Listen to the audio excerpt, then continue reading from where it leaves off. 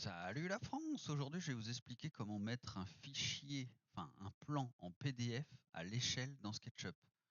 Pour ce faire, nous allons avoir besoin du logiciel gratuit qui s'appelle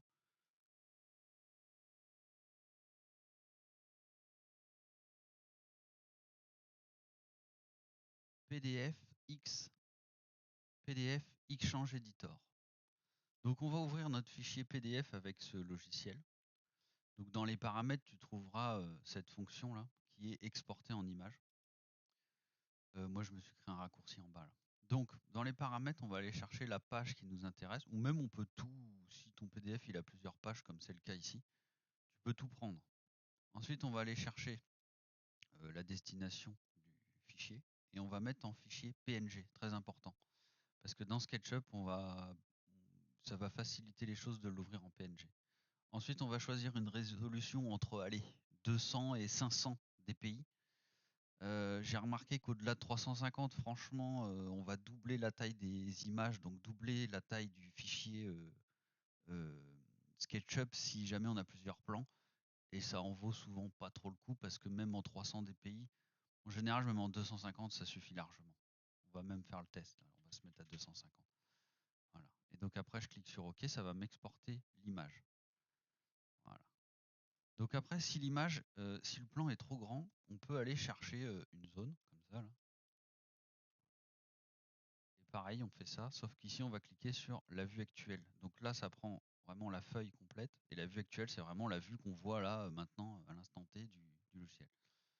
Voilà. Donc après, je retourne dans SketchUp. Je prends ma petite image que je fais tout simplement glisser. Et donc là, j'ai pour habitude de l'agrandir volontairement énormément.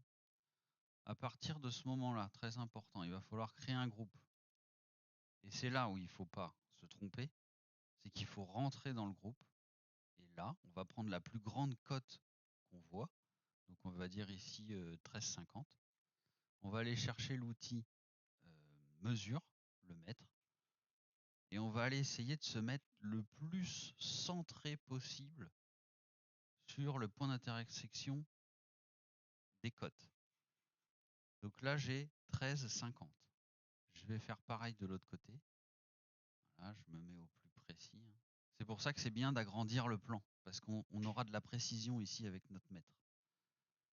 Donc là, je vais cliquer et je vais écrire 13,50 en bas à droite là, et je vais faire OK.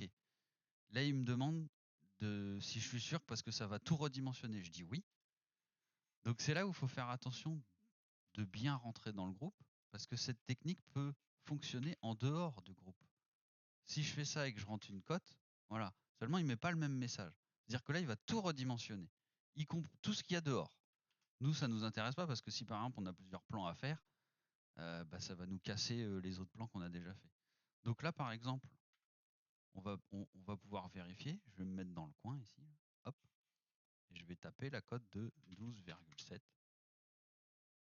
Et là. Ensuite, j'ai tapé ma cote de 13,5.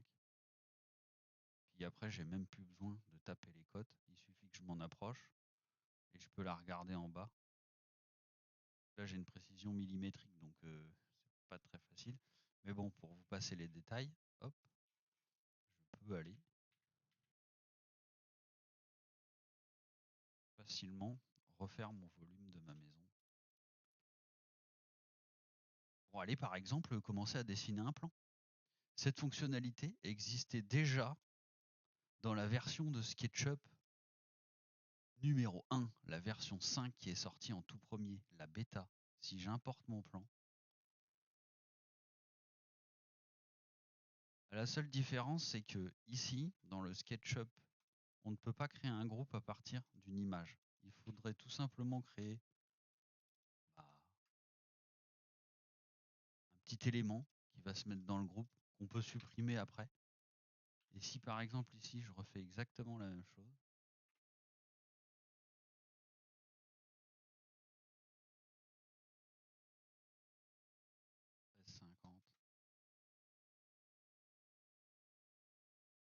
cette fonction est là depuis le début.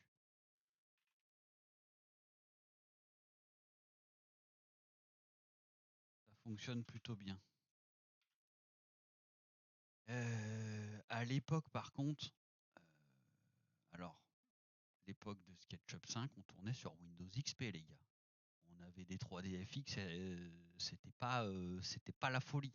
Et pourtant, ça tournait. C'est pour ça que la résolution, elle est complètement éclatée là. Mais bon, ça permet quand même de faire le taf. Et oui, à l'ancienne, on pouvait déjà faire ça sur SketchUp.